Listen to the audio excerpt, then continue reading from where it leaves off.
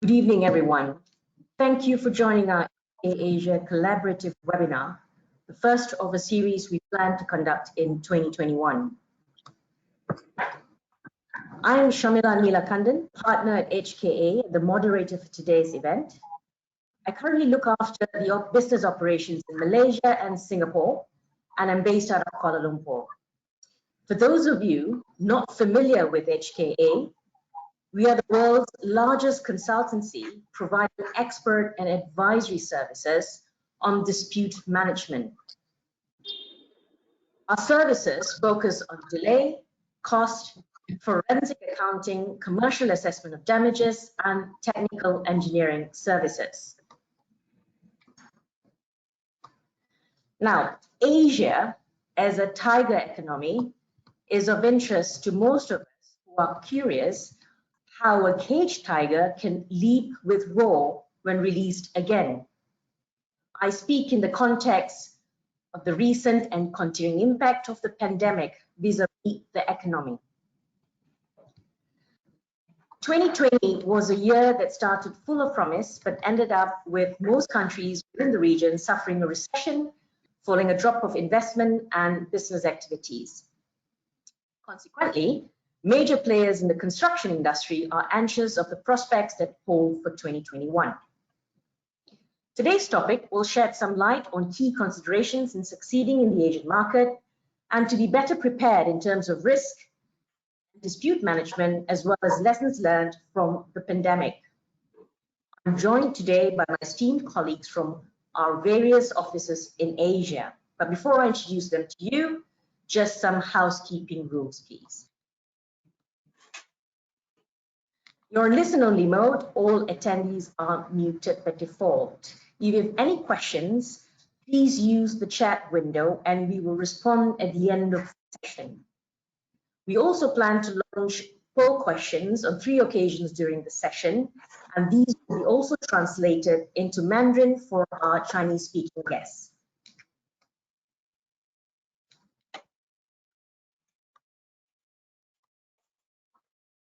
Now, to introduce our esteemed panelists, Mr. Zeng Baoqiang.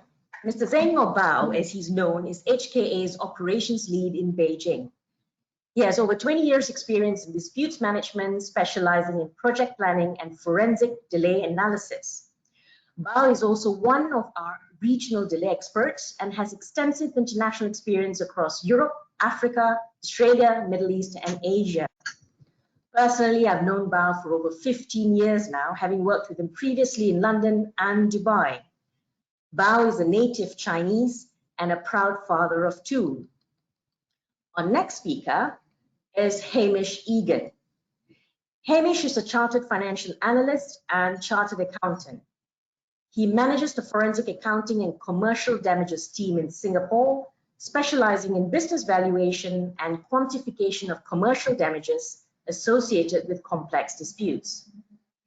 Hamish has been in Singapore for over a decade and has been appointed as an expert on a number of major disputes of over the value of $125 million.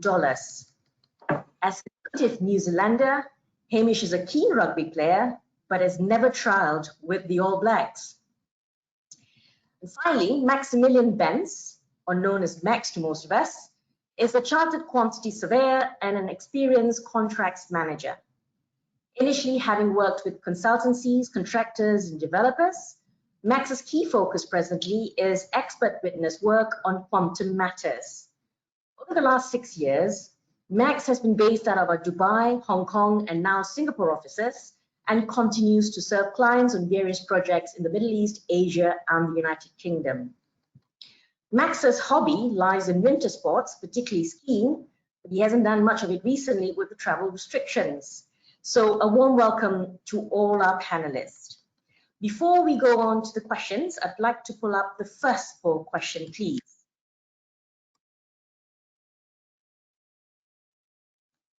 You're going to speak in English, Shamila, or just translate in Chinese? Please translate it in Chinese. Thank you very much. Very much, Bao. OK，第一个呢，我们就是说要做一个小的那个调查啦，就是我们要看一下，就是在目前这种政治、气候跟市场环境不确定的情况下，亚洲是不是一个值得继续投资的一个市场？那 yes 和 no 简单的就是这个 answer，大家可以就是说用你们的这个手上的选项去选一下，这个是还是不是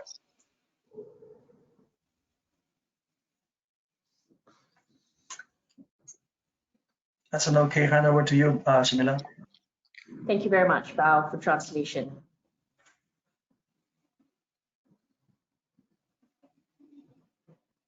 We'll pull up the results in a minute.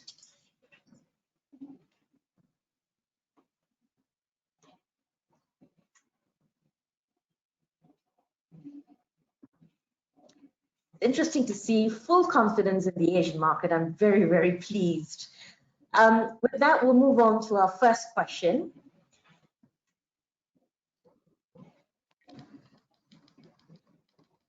Given the challenging past year, opportunities obviously dried up, and ongoing projects face severe downsizing or even cancellations. Companies would have learned the need to be flexible, nimble, and able to exit or suspend with minimal costs and disruptions. There probably are political stability, economic strengths across Asia, cash flow constraints, and even the choice of partnerships with local entities to make sure you have a sustainable presence in the market. So my first question is to Hamish. Against the backdrop of a recession, what are the key considerations for succeeding in the Asian market?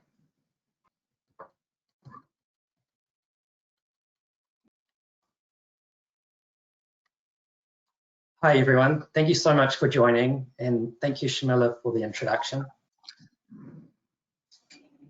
I'll start by discussing some of the considerations for investing in Asia.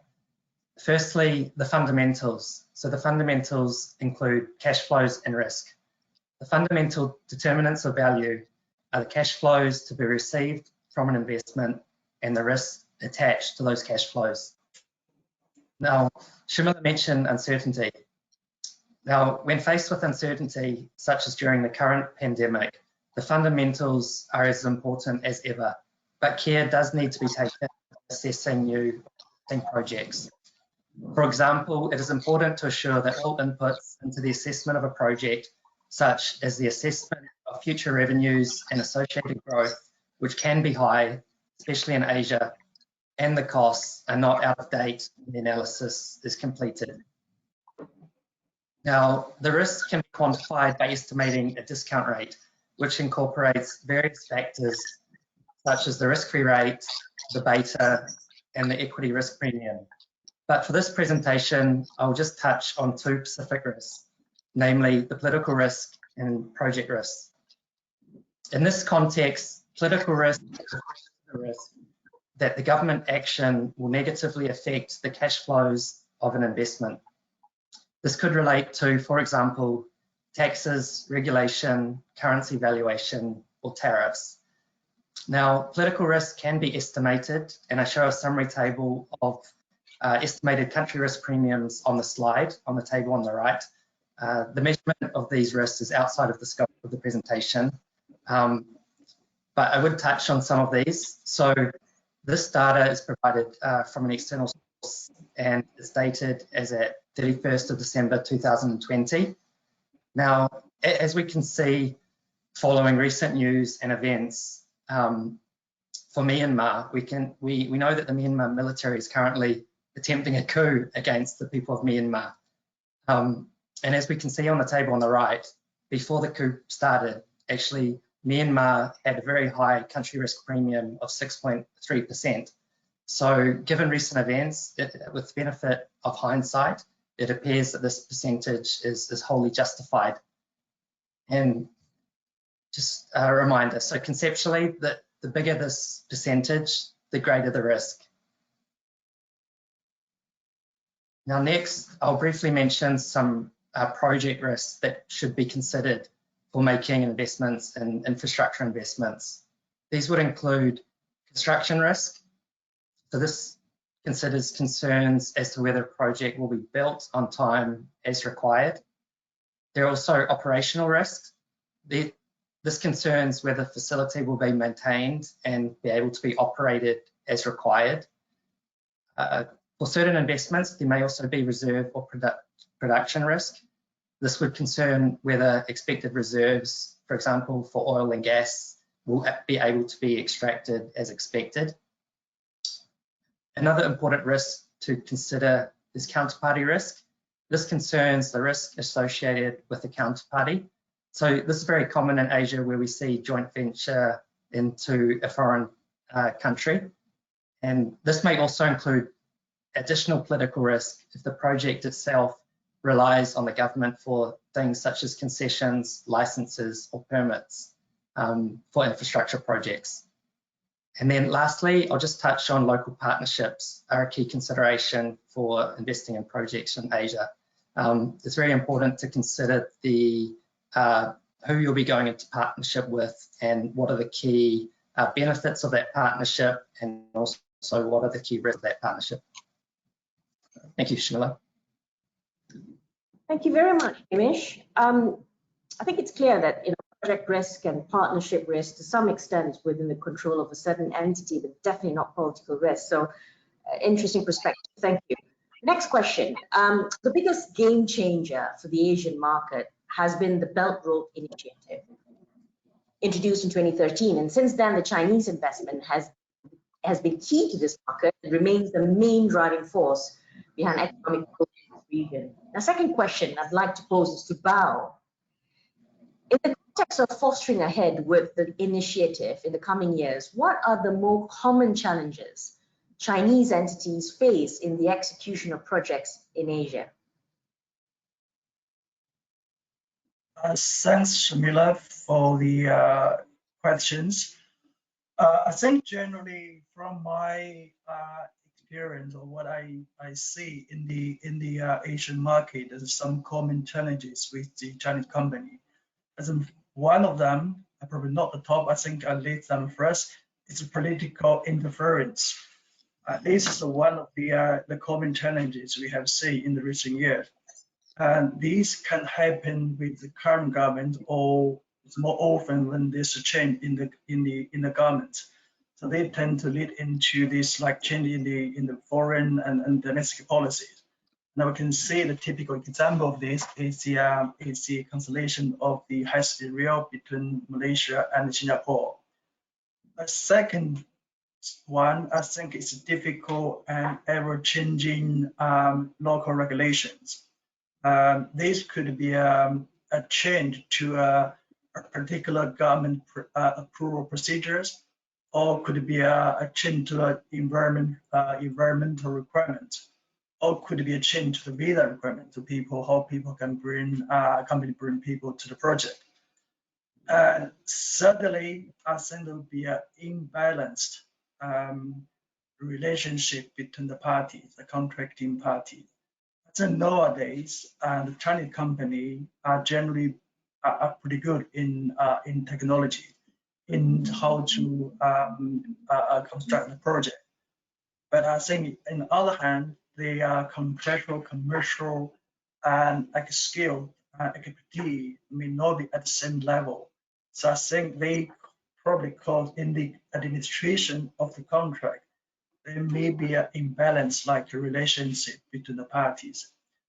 I think next on, fourthly, there will be the high competition and the low price margin. So very often we will find in the Asian market, the Chinese companies are actually competing with each other. I mean, they will likely to get the project with very low price or underpricing for the project. So that is actually called a very low margin. So that causes the problem, the difficulty to actually manage the project.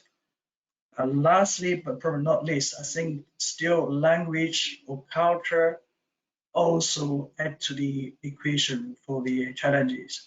Because actually English is not our like native language, but also not the native language for most of the Asian countries in the region. And that could cause a problem for actually their international projects. Culture, although we are having very similar like culture, but again, outside China, the culture is also quite different from we are used to here in mainland China. So I think that's pretty much the 5 as the most common challenges. I will quickly repeat this in Chinese, so people probably can better understand the topic here. 就这个刚才沈明老问到的这个问题，就是说我们在这个亚洲这个市场里边，就是我们中国企业所面临的一些主要的一些挑战。那我觉得呢，从我个人的一些经验来讲，我看到这里边主要有5点。第一点就是这个，就是说政治，就是当地政府的一些干预。因为这个呢，尤其是在亚洲这个市场里边，就是可能是当时的政府，也可能是尤其是在这个政府在交替变换的时候，那可能导致他们的这政策的不连贯，或者这些政策的一些变化。那我们也看到，其实说在这个就是这个马来西亚、新加坡这个高速铁路后来也是因为这个政治原因给取消掉了。那再就是呢，对一些比如说当地的一些比较经常变化的，或者一些对我们来说比较困难的一些当地的法令法规，那这个问题呢也是比较普遍。比方说一些政府对一些申请流程的一些修改或者是对一些当地一些环境的一些要求，或者甚至他把一些这个就是说申请这个签证的这个政策做一定的调整，这都会对这个项目的这个执行呢造成一定影响。再就是这个呢，就是在项目上这种合同主体这种之间的不平衡，就是尤其是我们中国企业其实是在技术和执行方面都没有问题，都是非常好的。但是有时在合同和商务管理方面呢，可能呢就没有我们在这个技术和执行上面呢，就是说这么有优势。所以呢，这次可能就是说造成我们在这个就是整个的这个合同双方来讲呢，可能就是这种不平衡的关系。当然了，第4点呢，这个可能大家可能也比较清楚，就是说我们在亚洲市场里，其实我们会发现很多都是我们中国的企业在这个相互竞争，可能最终胜的几家可能都是中国企业之间为了竞争某一个项目，这就会导致就是说我这个项目的这个中标价会比较低，所以呢可能就是利润的空间会非常小，就导致了我们这个就是在操作这个项目的时候呢会增加我们的难度。最后一点呢，可能就是语言跟文化的这个差异，毕竟英语也不是我们的母语，当然其他的一些亚洲国家来讲呢，他们的英语也不是他们的母语，所以呢，这个大家都不是在这种就是说英语言环境下的这个情况下呢，来运行这个项目，进行合同管理，所以确实有一定的难度。当然文化呢，因为亚洲文化虽然其实大家都大同小异，但是呢，其实这个文化上呢还是有一定的差异。所以呢，上面这几点呢，都对我们就是说在这个亚洲市场里运作项目的时候呢，都是大家可能都普遍遇到的一些挑战、一些困难。Back to you, Shamila. I think I've finished my bit to this question. Thank you very much, Val, for the translation. And from there, I picked up 5 points. Obviously, challenges are with most contractors anyway, or most entities, contract administration, regulatory compliance that may change, to remain competitive commercially, understanding the various business culture, and again, political risk, as you pointed out, the cancellation of the high-speed rail was a big loss to both Singapore and Asia. With that, I move on to my 3rd question, and this one's for Max. Market observations have been that projects do not undergo sufficient risk analysis as part of the procurement process, so there is no full appreciation of risk. Now, managing key risks, including minimizing time and cost overruns in a project, surely has to be key in undertaking effective business in the region, including Asia. Some of the principles that can be adapted to risk management, and are market stakeholders doing enough to manage these risks so that projects achieve their objectives? Thank you, Shamila. I think stakeholders often on projects don't undertake sufficient risk analysis, especially with what I've seen recently on projects with COVID. People just haven't expected what's gone on, and to be fair, nobody really would have expected what's going on. But certain aspects do need to be considered when we look at risk. You need to do allocate risk from an early stage, from tender. You need to consider location factors, political factors. All of these need to be built in, and ideally this would form part of some form of risk register, which would then ideally go into some type of contingency. And then really, I think in Asia, projects need to optimize on this, especially if they're looking to mitigate any potential disputes, because then obviously they're looking at potential losses. So the more that they can manage this, and even if you have started a project now, you can still go back and have a look at potential risks on the project, build up a risk register, start allocating sums potentially to it from a quantum perspective, and then start looking at potentially internally rebudgeting from that perspective and managing that process diligently. I think it's also important to note that the education of risk too is an important factor.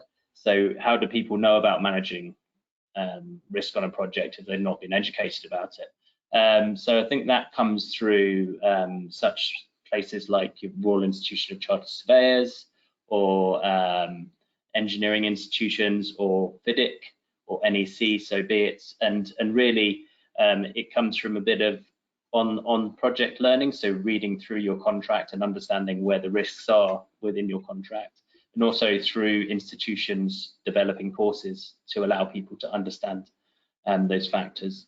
And I think it's quite important, obviously, people to do continual development throughout the course of their career. So really having that information and that knowledge is important in managing risks, and how you do that throughout the course of a project. Back to you, Shamila.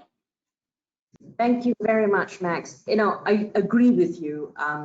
Stakeholders often, there is a process. There's a whole risk identification process, you manage the risk, and often parties tend not to invest in that because budgetary constraints, and they're not quite sure if they're going to win the project in the first place, so why invest in that sort of a process? But having invested in the process, some don't often review this process upon project execution, because obviously risk elements change from one phase of the project to another. So I think that therein lies a big problem. Thank you very much for that explanation, Max. So before we move on to our next question, I think it's a timely call for our next poll question, please. Okay, Shamila, I'm going to translate this one into Chinese.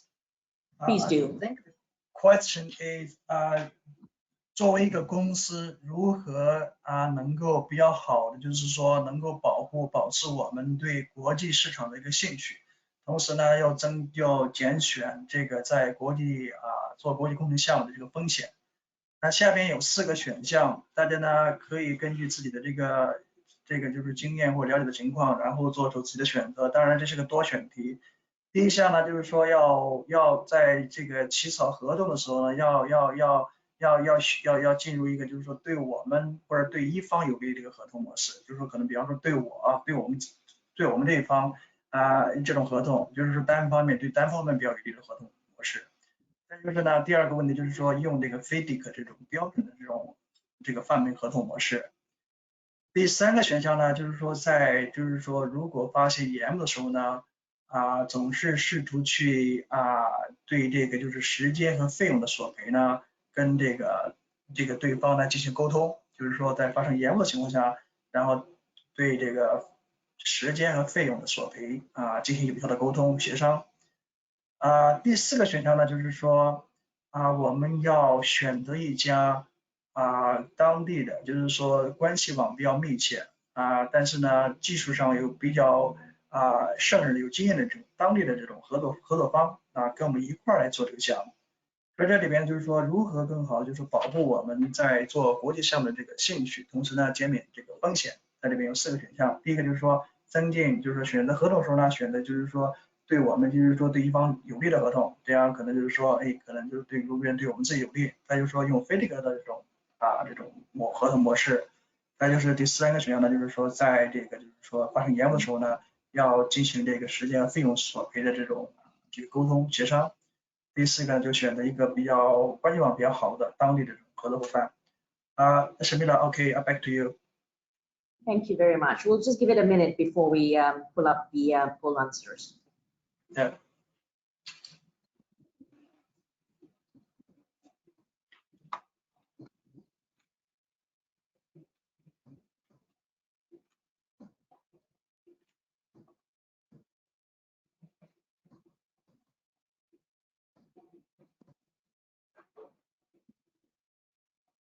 That's interesting observation there. So the top ones there are to negotiate for time and cost claims. That's a given.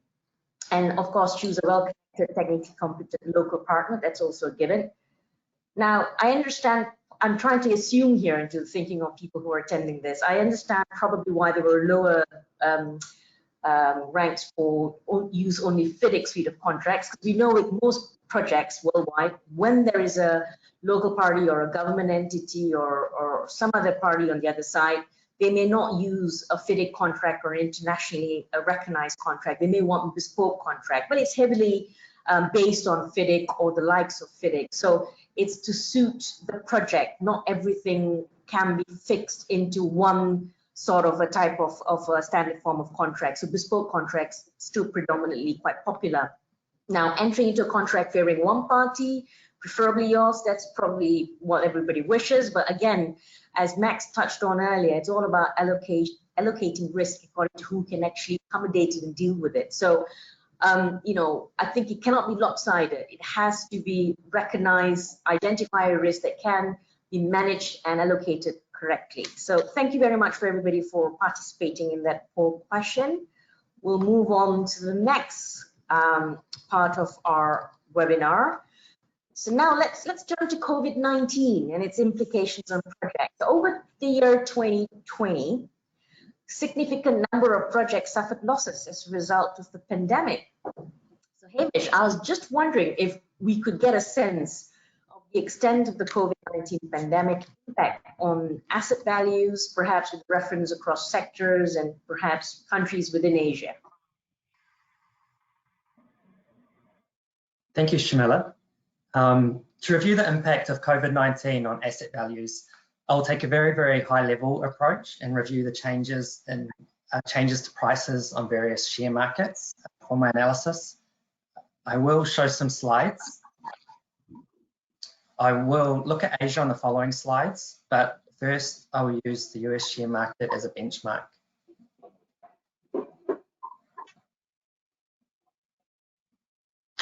So I think it's quite interesting to look at 3 distinct periods during the pandemic. So essentially at the beginning of the pandemic, essentially there was a waiting period between 31st of December and heading towards the end of February. Now, during this period, the first cases of COVID-19 were reported to the World Health Organization on the 1st of January 2020. Now, at the time, of course, it wasn't referred to as COVID-19, it was referred to as pneumonia. And during the period for almost the next 2 months, the market ignored the pandemic as the cases started to slowly grow and then quickly grow. Now, this implies that during that waiting period, essentially market participants were not reconfiguring their estimates of the fundamentals, which I discussed earlier, which essentially cash flows and risks. Essentially, it appears that these estimates were stable during the period.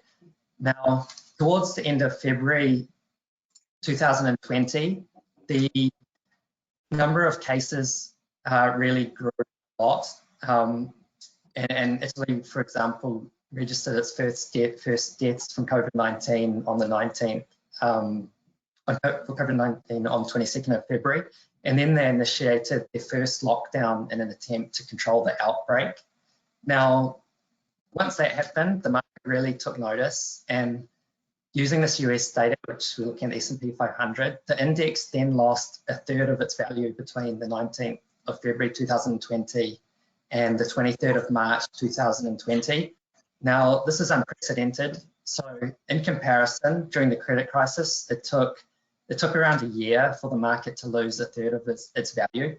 whereas last year with COVID-19, it lost a third of its value within 1 month, which is quite amazing. So during this period, obviously, investors were reassessing their fundamentals, so their cash flow projections and also their risk estimates. So, for example, demand was affected due to lockdowns and social distancing measures. We understand that capital expenditures were being delayed for certain projects. And we also know that there were disruptions to production also from the outbreaks and lockdowns. Now, following this period, there's been a very, very strong recovery.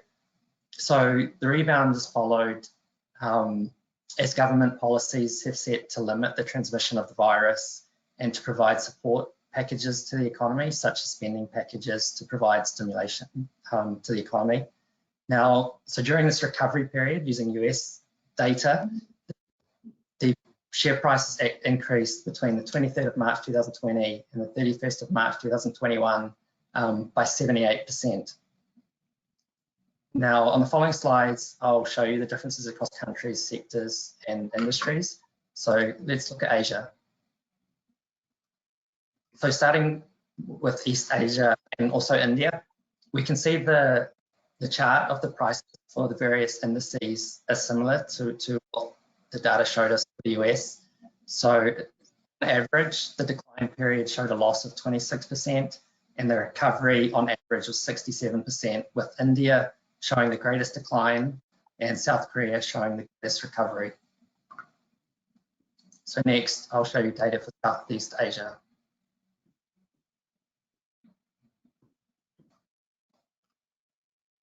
So again, we see similar trends when we look at the charts for the prices, but they are not exactly the same. So for Southeast Asia, on average, we saw a loss of 30% during the decline period and a recovery of 48% on average. Now, for Southeast Asia, Philippines had the greatest decline, while Vietnam had the greatest recovery. And the next slide, I'll show you the impact across sectors. Okay, now this is using US data because that's what is available to me. So we can see, sorry, all right, it's the slide. Again, we see a steep decline for all sectors during the decline period, most notably for energy on the left-hand side of the chart on the left. Now on the right, we see a recovery across most industries, but we see that energy and utilities were still lagging as at 31st of March 2021. On the next slide, I'll show you a further breakdown for energy and utilities.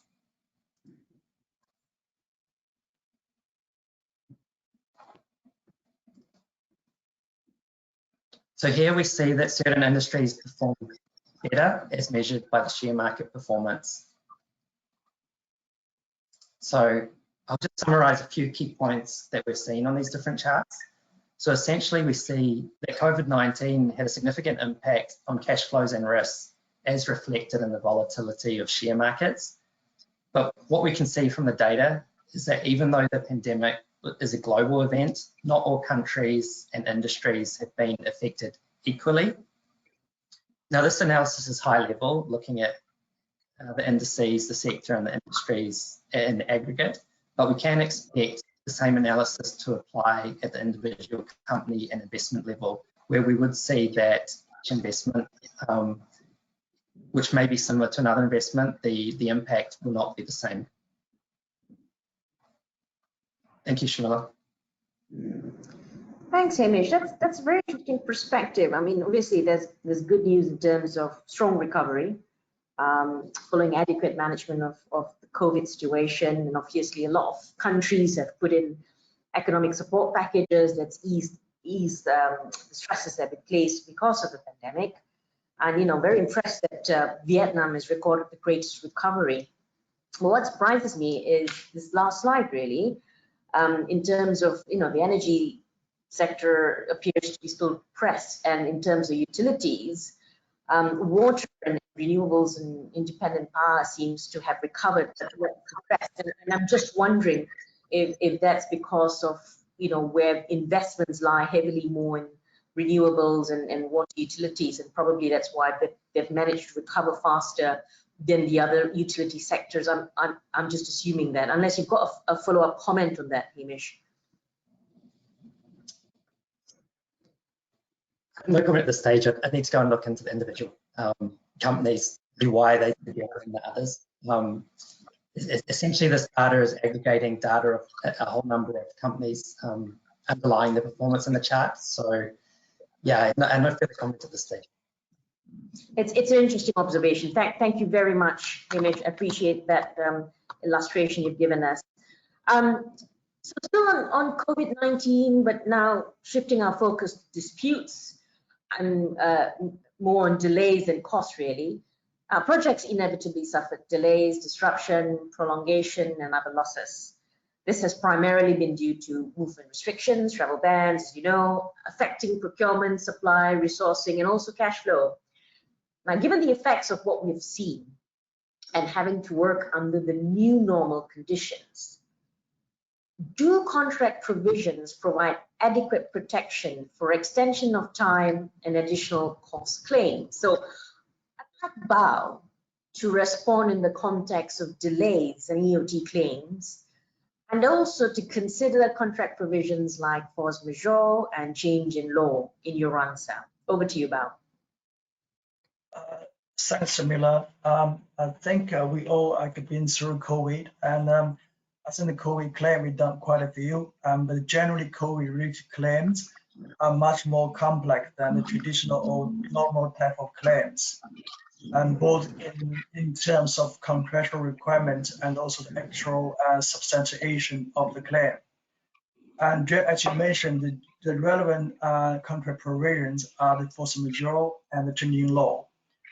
Although we, haven't seen anything like pandemic for years, but generally, I think the contract provisions and the normal one we have to send are adequate or at least workable in relation to dealing with COVID-related claims. But I think we need to be careful when we apply the contract provision to the claim cases. But generally, I think both of the provisions allow recovery over time.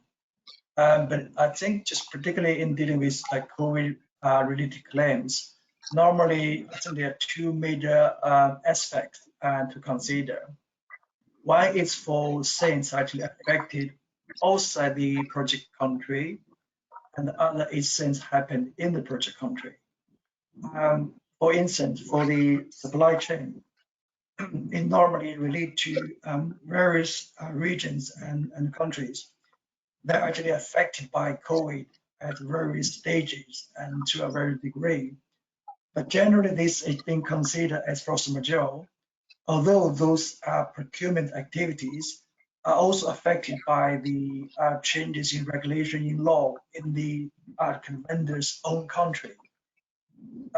With regard to activities in the project country, this include local procurement activities and the construction on site. And generally, I think it's a mix of both force majeure and change in law. For instance, if you have infected cases and you have quarantine for the infected cases, that probably considered as a force majeure. But I think more often, and the impact from COVID are actually from the various new like regulations and policies introduced by the local government for combating COVID, such as like you mentioned the movements on labor, but generally like border control, affect cancellation of flights or visa, travel ban, and affect movement of people in the region, and also social distancing. All those actually as a consequence of COVID, but that's more like actually controlled by the new policy or changing law. So those I think generally we consider them like changing law in that project country. But I say again, both provisions allow the contractor to claim extension of time. Now I will quickly come back to what I just said in Chinese. 就是大家可能也经历过或接触过跟我们都经历过 COVID， 但是就是说做这个跟这个 COVID 相关的索赔的时候呢，那这个呢确实是跟一般的传统的或通常的这个就是我们见的索赔来讲的话呢，要更加复杂，因为这个不管是合同条款还是说真正在证实，就是说来论证这个索赔的这个过程中。那就是说呢，当然刚才史密勒提到，这里面主要有两个合同条款，一个是就是说不可抗力，再一个就是说那个法律法规的变更。那当然了，因为这个虽然这个就是像这种大流行病，就是我们应该很多人都之前都没有经历过，但是就这个合同的这种规定来讲呢，基本上我觉得是目前的这种主要合同模式基本上还是比较充分的，或至少是还可以是用来就是说来处理我们这种目前遇到的跟这个疫情相关的索赔。那当然就是在应用的时候呢，应该是比较小心，因为这里边就是说什么时候可能适用于这个 force majeure，什么时候应该适用这个就是说法律法规的变更。当然了，这两个条款呢，对于延期来讲，应该基本上是都适用的。当然，因为就是说我刚才讲的，就是说在处理这种COVID 的这个索赔的时候呢，有主要两个因素，一个是说这个事件发生在我们的项目所在国之外，一个是项目发生在我们这个项目国之内。那项目国之外呢，它通常就是说我们的一些采购的一些作业。那这些采购作业可能就是说包括我们不管在什么国家，比方在欧洲、在印度、美国这种地方，它呢可能在不同时期都是不同程度的受到这个疫情的影响。那这些呢，通常可能从所谓的来讲，我们可能一般都会考虑就是不可抗力。虽然这个国家的这些其他国家的这种法律法规也对这个整个就是这个我们设备供应商的这些过程或者这个进程造成的影响，但是这个法律呢是适用于当地国。但是说从这个整体合同来讲，我觉得这可能更多是属于这个不可抗力的范畴。再就是说提到就是说在这个项目所在国，那主要是比方说当地的一些采购项目，还有我们的一个组织的一个现场施工。当然呢，这里边呢可能就是一种就是说不可抗力跟这个就是法律变更的这种一种结合了。因为比方说，如果我们发现一些比方说感染的这个案例，然后呢，同时呢，我们不得不对这些人和可能受影响的人进行这种隔离，那这个呢，可能通常属于这种不可抗力的范畴。但如果是说政府颁布了一些，比方说政府指令或者法令法规要求，比方说我们关闭我们边境，然后取消航班、取消签证，或者说是呢，就是说一些这种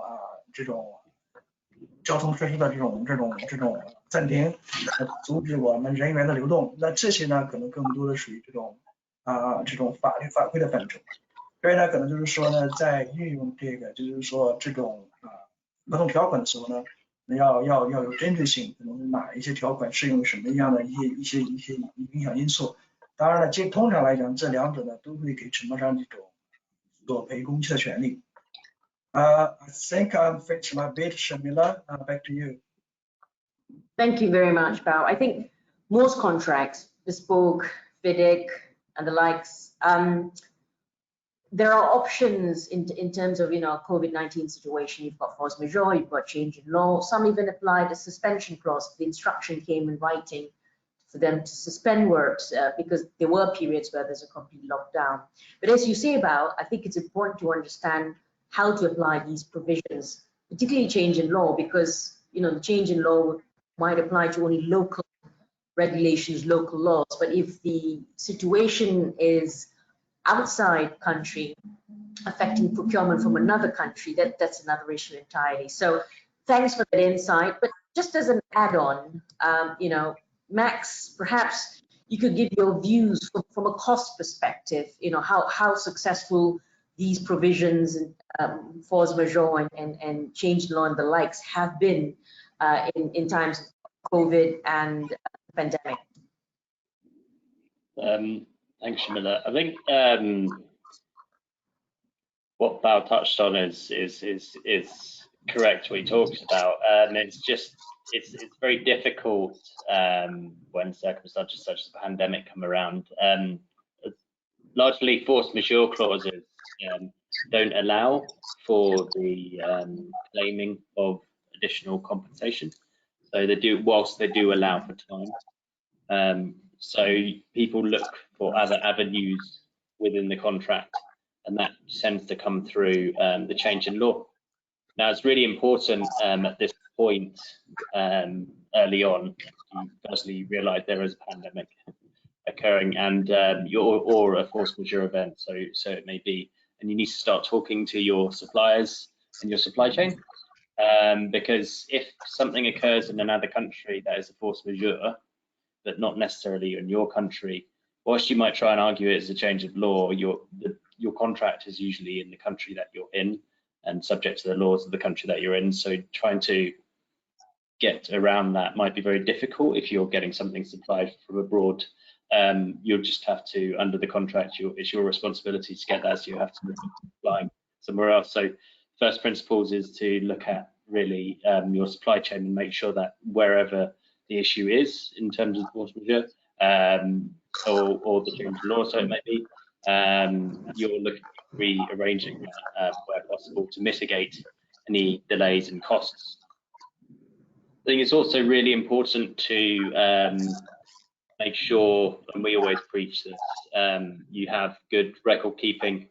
All too often we come on disputes and we get a variety of a level of records. Some can be very detailed, which is great.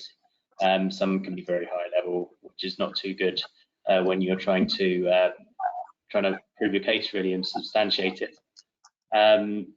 Yeah, so I think around those two factors, they're quite key important. I mean, when we look at really the standard heads of cost that people claim, which it comes down to two commonly, which is prolongation, disruption. So prolongation is a cost claim that's dependent on a delay analysis. So any delays to the project, you're looking to claim the prolongation costs, the indirect costs, the delay costs that you've incurred. Now, if you're going to claim that through a force majeure clause under the contract, then it might be difficult because the force majeure clause might only allow you to give time. So then you're going to have to look, as Val discussed, through changes in law, which would have to be subject to your local legislation, or if you can prove it, a foreign legislation. And then you have disruption costs, which really comes back to what I was saying about your record keeping. So the COVID claims that I've recently seen, when you're looking at the disruption cost side of things, you need to really make sure that you've got all of your labor and all of your plant and all of your blue collar and white collar resources are all recorded when they're on site, when they're off site, why they're not coming to site because of their restrictions of movement and all of this, and how that's having an impact on the project too. So your productivity, you need to have productivity demonstrations, and ideally you'd be integrating your manpower into some form of program. So your P6 could hold manpower allocations and integrate that together, which would be great, which would then fall back into your records. And you can see on a daily basis, on a weekly basis, who's where and who's doing what. If they're not there, then what was their productivity output? And if you can do that, then you're fine, and you can demonstrate that you have been disrupted. But then you'd need to link that again back to a applicable clause within the contract. So yeah, that's really from my perspective, from a cost perspective. Thanks, Max. I think it's important to you hit the nail on the head in terms of records. It's very important. I'm currently dealing with an IPP, and they're obviously assessing a EPC contractor's claim, and they've put in all sorts of costs, but not substantiated it with any sort of head count. It's a lump sum project, so there's no head count, no justification on what elements on paper and how many people were at site, as you say, and during the lockdown, how many people were demobilized and who were remaining. So it's all very questionable. I just want to touch on another point. In terms of change in law, it has been difficult for some countries or for some parties to sort of engage with that clause. And I'm glad to see countries like Malaysia and Singapore have actually introduced statute to tell you how to deal with COVID-19 claims, both from perspective of time and cost. There's some interim relief, and so I think that gives clear guidance. But I don't know if this is across Asia, but definitely Singapore, Malaysia have it.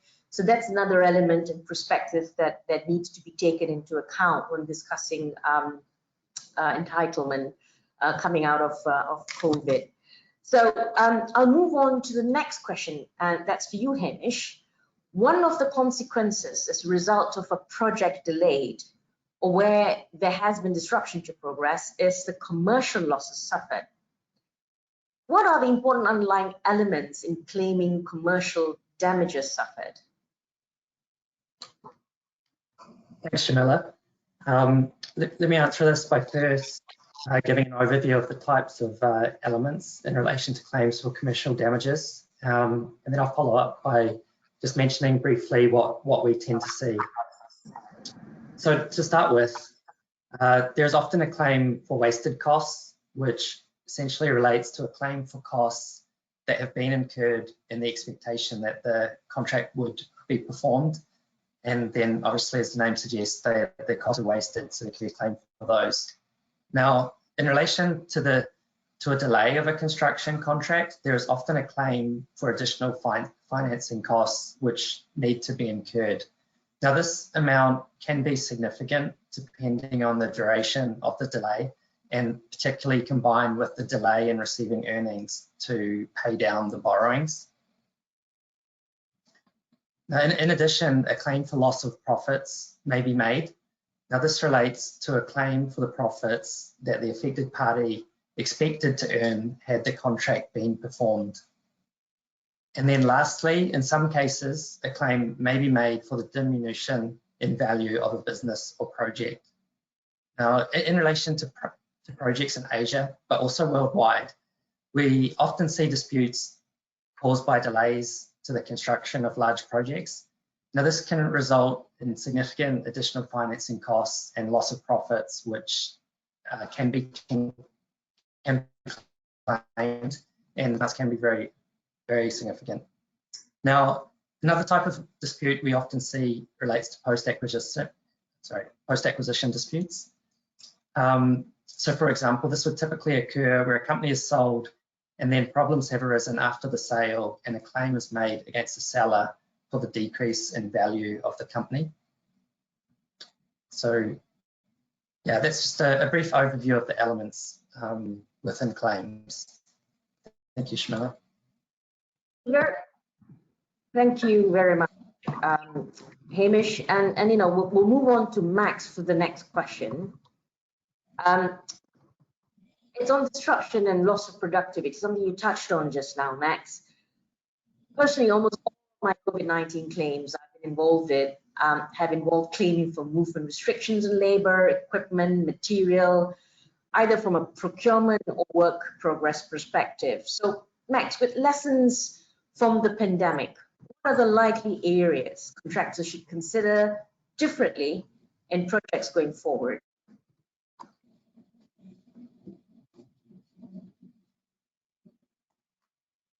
Lessons from the pandemic. Sorry, I was just muted there. I think we've all learned a lot of lessons from the pandemic, to be honest. I think first and foremost, as I touched on earlier before, is really get your house in order in terms of your risk.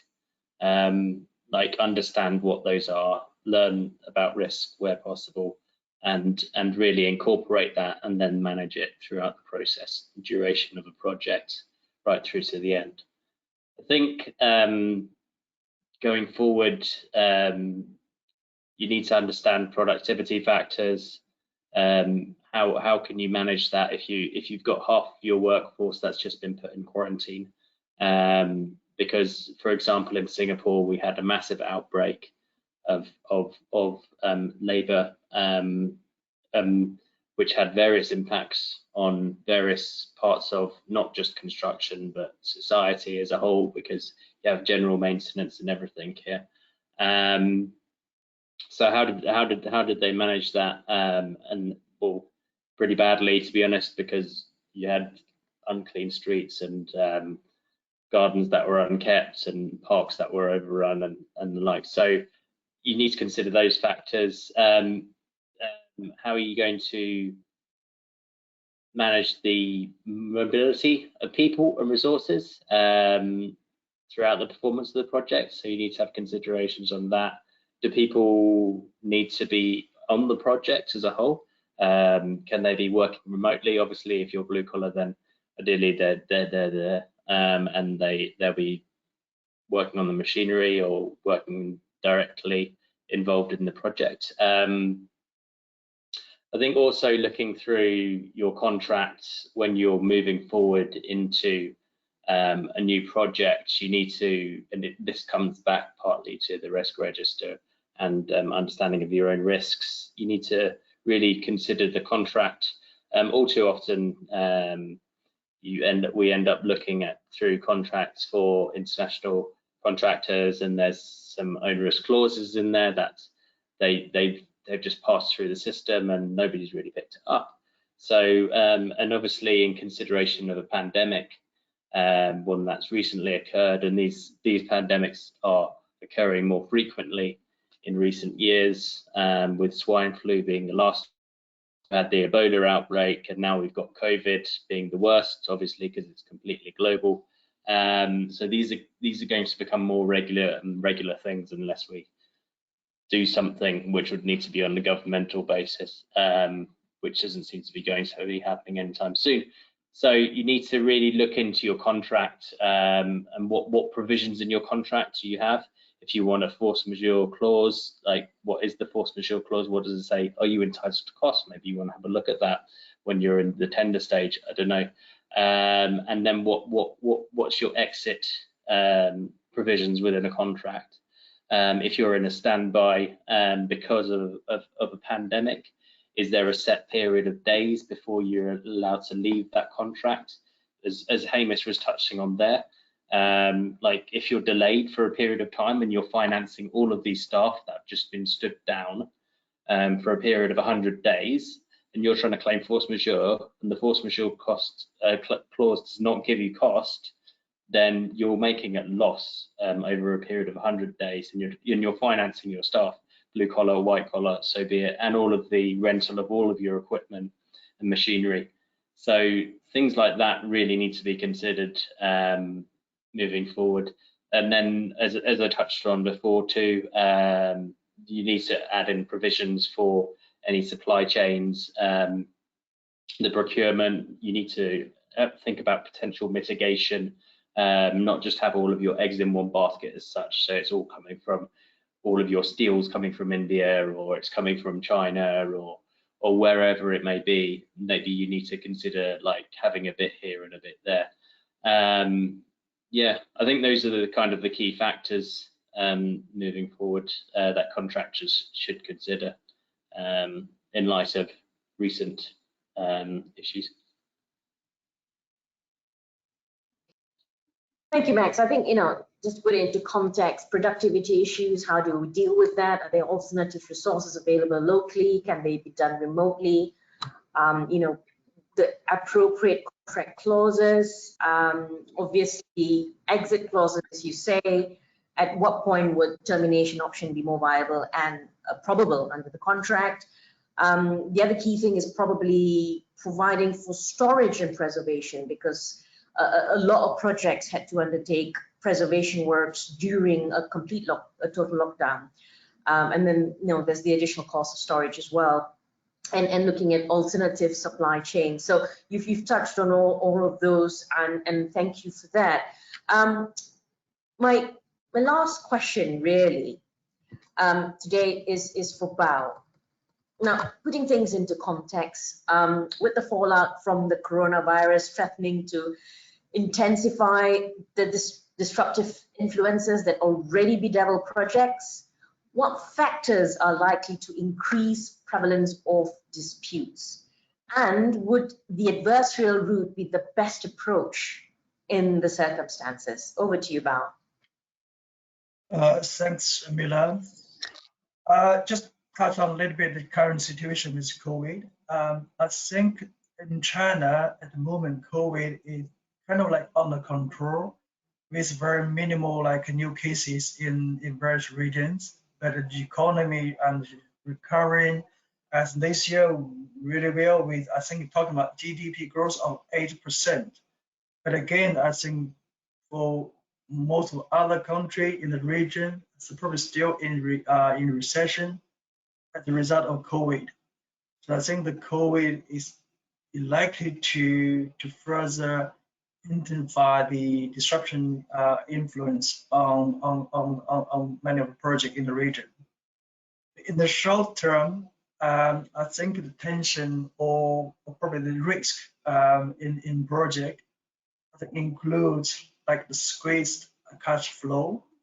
With the recession, I think the project probably don't have enough money, and also secondly the constricted and or delayed supply chain. So that also affected by the COVID, and also the restricted labor supply, and in the way how we staffing the project. And fourthly, it then lead into underpricing for the project in order to get some new project. And because with the information, the knowledge, I think they tend to have more tougher, tighter, force majeure clauses in the contract. So that's some the tension or risk in the short term for doing project in the region. But I think in the near future, we're going to live with COVID probably for some time. With this potential risk and also the tensions, the execution of project will become even more difficult, challenging. So I think we're probably going to see an increase in claim and the disputes, probably not just in the Asia region, but I think globally. In terms of like dispute resolution, I think because of the tighter profit margin and the need for the early settlement of the claim or dispute, so they can allow them to continue with the project. I think the party may probably have to adopt a more or less advisory route, like ADR, or like for example such as a DAB, a dispute adjudication board. So that could make the litigation or arbitration routes become less attractive. That's generally my view on this, but I will quickly put this into Chinese. 在就这个目前这个问题，就是将来在接下来近期，可能我们会不会在这个项目上，看到就是说在这个短期内，在可能是有导致争议发生的一些潜在的一些因素了。因为首先来讲呢，我就讲了一下中国目前的情况。因为中国目前的这个疫情来讲，基本上是得到了控制，可能个别地方呢偶尔会出现一些新的这种例子但是呢，整体来讲呢，这个中国的经济呢，其实恢复的还是比较好。今年呢，可能 GDP 呢可能会超过8%，但是呢，在其他的许多亚洲国家呢，这个其实这个还是属于一个经济的这种萧条衰退期。还没有真正的全面的恢复，那其实这种疫情呢 ，COVID 的这种影响呢，可能还会持续，这会对这个在这个区域内的这些项目呢，会继续影响这些项目执行。所以从短期来看呢，就是说这种主要的风险就是在执行项目中，这些主要风险因素呢，首先第一个呢，可能就是大家这个现金流、资金流没有这么丰裕毕竟可能大家都经历过这个经济的这种衰退，受这个疫情的影响。那第二点呢，就是说由于这个疫情的影响呢，可能大家对这个就是说采购供应链来讲呢，可能会比较受限因为确实可能要考虑各种因素风险。再就是在这种工人劳工的这种选择上也会受到很大的限制，尤其是说在做一些国际项目，因为就是说怎么样去把这个我们的工作人员去派到项目线上，这也是一个比较大的挑战。但就是呢，可能大家可能确实是因为毕竟这个经济受到影响，所以呢，大家可能希望拿到一些新的项目，这势必可能会导致一些可能在投标报价的时候呢，可能会压低这个项目的这种成本，然后呢去争取拿到项目。当然了，再就是说，因为目前大家可能知道这种疫情的存在，所以在这个起草合同的时候呢，可能会放一些对这个疫情或不可抗力这种可能更严格的一些条款使人可能是使这个合同起来操作起来呢，可能变得更困难。当然，所以这些呢，都是可能会导致这种操作项目或这种索赔的这种发生的这种诱发因素了。当然了，因为可能就目前来讲呢，可能我们还会跟这个就是疫情COVID可能长期存在一段时间，所以说因为由于这些风险因素这个执行项目呢，这个难度呢可能会变得可能是比前要大得多，所以呢，这种某种意义上来讲呢，可能也会增加这种索赔和争议的这种出现的这种概率。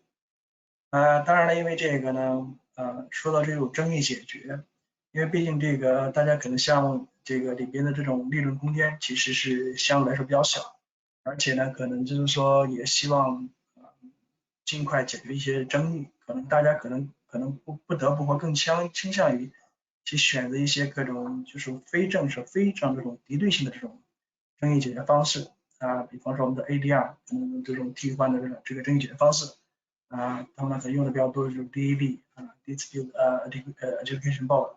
说那这样呢，可能就势必会对这个就是说这种正规的这种诉讼或者说仲裁这种形式呢，就会没有那么受欢迎，可能会就是说相应来讲会用的会少一些这是可能就是对目前来讲就是近期内可能短期内这种项目的这种一些可能存在的一些风险和一些就是说争议解决机制的一种现象吧。Okay, Shamila, back to you. Thank you very much, Bao. I think you've touched on a few things there. Obviously, there'll be more pressures from parties because of cost constraints, cash flow issues, and with the pandemic. So there's the likelihood of disputes escalating. But again, everybody wants a win-win situation. There is always that decision: do we proceed with force? Do we do a formal resolution, or do we try the negotiated route and see if something positive can come out at the end of the road? And obviously, you've provided options coming out of the less adversarial approach, like the DABs and other forums, and not necessarily arbitration or litigation, which obviously will be a costly matter as well. Thank you for that. I think we've done tremendously heavy 8 questions, and I think I just wanted to touch on one last poll question. So if we can have the poll question shown on the screen, please. Thank you. 这个问题呢，就是说我们在这个就是 pandemic 在这个疫情大流行的之间呢，就是说我们学到了什么？或者说学到什么经验教训？那这里边呢有5个选项，那这是一个多选的这个一个调查了。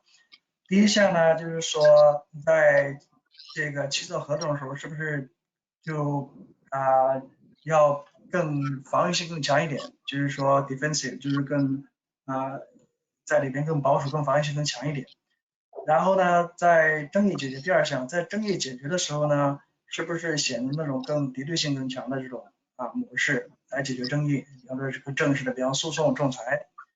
那第3条呢，就是说是不是要采取一种那种双赢的，就是共赢的这种概念，就是大家双方可能是就是说一种跟我们的这个比方雇主啊，还有其他一些相关的这个利益体，然后采取这种共赢的策略来解决争议。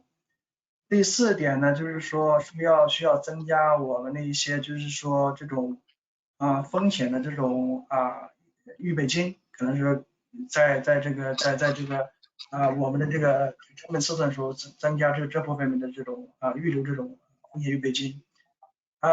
第5点呢，就是说 OK 可能就听天由命吧，我可能也知道我可能也做不太多，那我就把这事情可能就是说相当于是说我就一种可能听天由命的这种态度。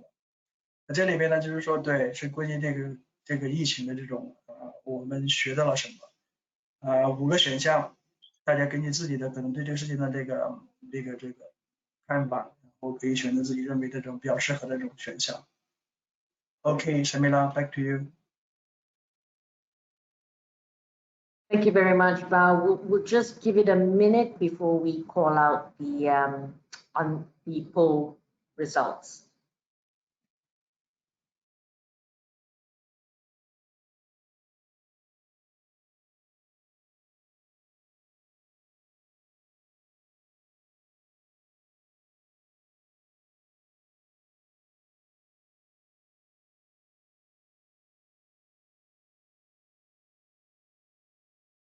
Interesting. Obviously, no one's into crystal balls and fortune, so 0% for leaving it to the stars. The higher ratings for the win-win, I think that's spot on. I'm so pleased to see 88% have that sort of midway approach. I think that's the only way a market's going to survive something like COVID. And then you have increased provision for contingencies. That's interesting. That's also a very high rating. But again, when you do that, the cost of the project becomes more expensive. How do you actually provide for these contingencies? Do you have to factor in your costing? How do you then remain competitive? Are there other alternatives like insurance? Again, the insurance market's getting a little defensive now, particularly with the pandemic and what they've learned in this last 1 year. Next one is be more defensive with your contract drafting, 63%. Now, that's an interesting one too, because you try to provide for every contingency, and everybody will tell you, anybody in our consultancy industry will tell you this: you can't provide for every contingency. Change is bound to happen. The inevitable is bound to happen. So I'm not quite sure how defensive contract drafting will get you that edge when you can't provide for every contingency. Also, don't forget, Max touched on managing risk, and so your contract drafting should sort of follow allocation of risk in a proper process. Be adversarial in your dispute resolution, a bit of a low, well, fairly good rating of 38%. Obviously, in the current climate, people have shied away from court hearings and litigation unless they really have to. So that's one for the lawyers to consider where the bread butter is coming from, if that's the sort of percentage that we're looking at. Thank you very much for participating in the poll questions. We've got about 10 minutes really, and we're opening the floor to questions. We have one question that perhaps I think might be more suited for Max. So if I could start with you, Max. You touched on loss of productivity and disruption claims, and it goes hand in hand for any cost assessments. You have delays, you put your prolongation costs, then you put your disruption costs. In your experience, and I'm pretty sure you've done a lot of this disruption claims, in your experience, what are the chances of succeeding in any part of claiming back for disruption? That's a good question. I think this comes back to your ability to demonstrate your position. So as I touched on earlier, like if you have the records that can actually demonstrate your position, in terms of the disruptive nature of the event that occurred, and you can demonstrate cause and effect, then you should be in a good position to demonstrate disruption. From experience, though, this is quite difficult. Often, I mean, we all know construction projects are messy monsters. People go on site and are not recorded who's going where or what's happening and on any given day, or progress might not accurately be recorded.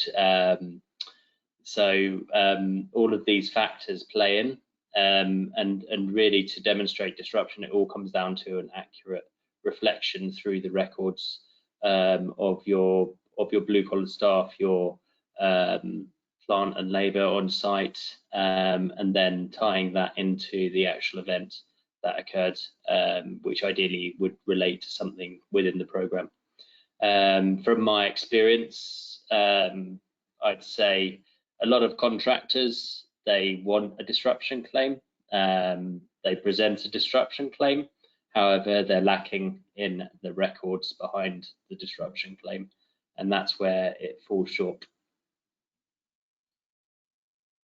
Thanks, Max. I mean, when I started looking at construction claims years ago, a lot of programs weren't resource loaded, so it's very hard to make that comparison, what was planned and then what was subsequently occurring at site. And of course, today, although people are getting smarter and they're producing resource loaded programs, there's always that comeback from the other party saying half of these issues of loss of productivity is down to your own mismanagement, poor performance, or not having proper plan in place. So it is a difficult, I understand it's a very difficult one, and there's a lot of value in there, but again, how much you get out of it in terms of recovery, compensation is still very much questionable. Thank you very much, Max. There is a question, I think this one's more suited for Bao. You know, in the current context, in the current climate, you've talked about other options apart from litigation and arbitration, which has been the conventional route for disputes for the longest time. Now you have the quick and dirty sort of adjudications, you have dispute adjudication boards, you have mediation, and the old-fashioned sitting across the table negotiating a settlement. Now, you're a delay expert. What amount of these shorter forums will still require delay experts to be involved? Do you see still a opportunity for delay experts to participate in these shorter forums? Yeah, I think, Shamila, I think in the more like less adversarial dispute resolution route, I'd say at least at DEB level, they will still require the expert report to support their case. I think mediation, they will also tend to have this, but I think it is important to have a like third party, not as like impartial, independent expert to support your case.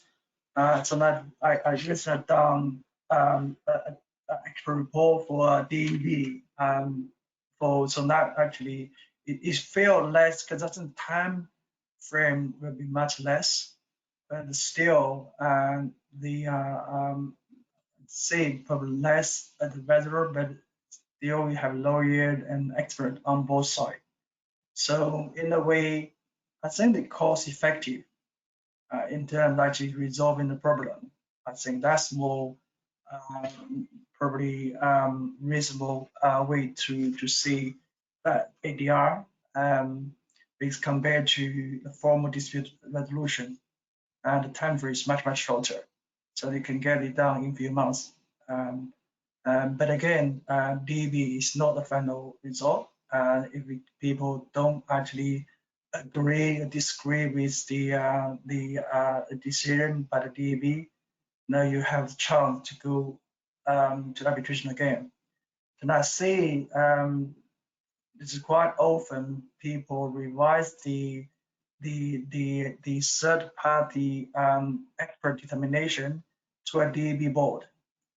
So that's a trend I see quite often, and people will go for three like a member part like a panel to do the DAB rather than use one like third party have an independent expert like determination. But I do at the recent cases I do see the benefit of having a DIB rather than just one party, one third party determination. So you get a fair, more balanced judgment from a DAB rather than just one third party determination. So yeah, that's my view on this. Shamila. Thanks, Val. I mean, that's an interesting perspective. A lot of people, in fact, I just had a follow-on question to ask, claims consultants like HKA, how useful are they in the context of disputes in terms of claims management and claims preparation? And I think you've answered it really well. We provide the independent view, and we provide it at an expert level, and we've now got other options such as third-party assessments, which HKA do quite a lot these days. We've acted as experts, we've acted as third-party assessors, independent assessments. We've obviously got personalities in our company that act as arbitrators. So there's all of these various routes to get your case across and to get it resolved. I guess the other question is a more general one. We've got one which asks the question, outside the context of having claims prepared based on cause and effect and evidence and putting together your story and a persuasive argument and then doing the analysis, whether it's a delay or cost assessment, outside all of that, in trying to adapt the strategy, and I suspect this is a contractor related, contractors asking this question, when is the best time to present a claim? I mean, can we strategize when is the best time to leverage or capitalize on the leverage? Would any one of you want to answer that question? I think I'll give it a go. I think it depends on the type of claim. Firstly, sometimes claims take a while to materialize, and sometimes it could be that you've actually realized it a bit late. Now, when I mean a bit late, I mean you need to have a look at your contract provisions, and you might be time barred. So there are contractual provisions that you really need to look at, and you need to adhere to the timeframes which are stipulated in your contract. If you don't, then you could be time barred, and you might not be entitled to compensation for time and cost. Now, as I think, as soon as you become aware of a claim, you need to start preparing the records, and you need to start providing notification to the client to make them aware too. Because if you don't, and then you realize this, and then suddenly down the line, like 3-4 months later, you're like, here, we provided all of these records, and the client's like, you've known about this for so long, you're just going to be in a position where they're going to be annoyed at you. You haven't been communicating with them, which is the whole point about having a contract. You're communicating all the time. So it's just not good relationship management. So I think as soon as you become aware, you should be communicating through your contract provisions and notifying the client of what's going on, and then you should be taking ideally steps to mitigate any potential losses, whether it be time or cost. Would you like to add on that, or? I think Mike's is probably covered most of the point. I think the key is looking into the contract. Probably could it be time bar on this if you don't submit your claim within the time period in the contract. But I think from a practical point of view, I think you really want to submit the claim when you see that COVID really causing a problem, because that's like the in-country, outside country. And that could be also the performance issue. you want to basically try to increase entitlement for the delay caused by COVID. You know, actually 3 months later realize, okay, we have our own problem that overtaken the COVID. When everything materialized, okay, the equipment actually was delayed, for example, caused by COVID, but okay, we have our own problem for building the foundation, for example, to receive that equipment. So that could be a delay caused by the contractor itself. And I think it's actually, yeah, a difficult one to see, but I think it's always to put the claim and as early as you can when you have the sufficient information. And also as a contractor, you still need to mitigate the potential impact. So basically you submit your claim, you propose your mitigation measures, and don't leave too late to submit the claim, I think. Thank you, Bao. I think that's most contracts tend to have notification requirements as a condition precedent. I think it's purely for that. So you articulate it to the other party, you know how to manage it, you nip it in the bud, so to speak. I know sometimes with these notices, you tend to find that you can actually avoid a full-blown dispute. So thank you, Max and Bao. But one final question here. I know we're running out of time, so just one question, and this one's for Hamish actually. So Hamish, with commercial assessment of damages and how it's rolled out in Asia, I'm not sure how much experience you've had, say, in Europe or in Americas. How does the Asian perspective in terms of commercial assessment and damages compare to other regions like Europe or Americas, just from a broad perspective? Shamila, I do have experience in different regions, so across Europe and also previously in New Zealand, and also I've worked in America on projects as well. So in my essentially more than 10 years in Asia, this work and all the disputes I've worked on have been very interesting and very unique. You know, it's quite common these, as I mentioned previously, the post-acquisition disputes. So, you know, there are cases where a person, and often it's an individual in Asia, we have, you know, quite wealthy families that own quite big businesses in Asia. The business will be sold, and then the purchaser will find out that there's some issues with the business. So, for example, the seller may sell the business, but then set up, obviously in secret, a company as a direct competitor, and then essentially move the customers from the business they sold into the new company. So I would say sort of unique circumstances like this are more common in Asia, especially when we start obviously moving outside of Singapore into these types of regions where I mentioned political risk, the country risk. So it can be difficult doing business as a foreign business. And another example is essentially where the big foreign firms come into Asia and then they need to work out how to do the business. So often they will find a local partner. Now, connected partner can have benefits, but also potentially costs. So it can be great when you're setting up a business, you want connections, you want customers, but in the event of a dispute, it can go the other way where the person's connections can work against you. So there's just a couple of scenarios that are, I guess, more common in Asia compared to other regions. Thanks for that perspective, Amy. I think it's context as to nature of commercial disputes within the Asian region. So I know we've got one or two more questions, but we're running out of time. So I will just draw proceedings to a close today.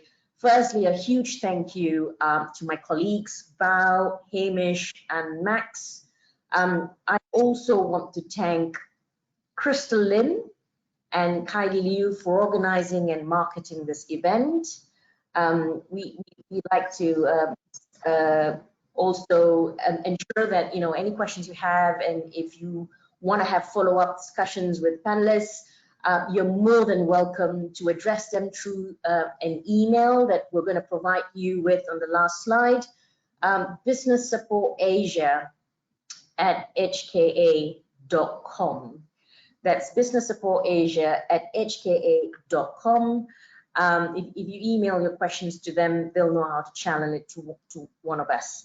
So thank you very much for joining us today, and have a pleasant evening. Thank you.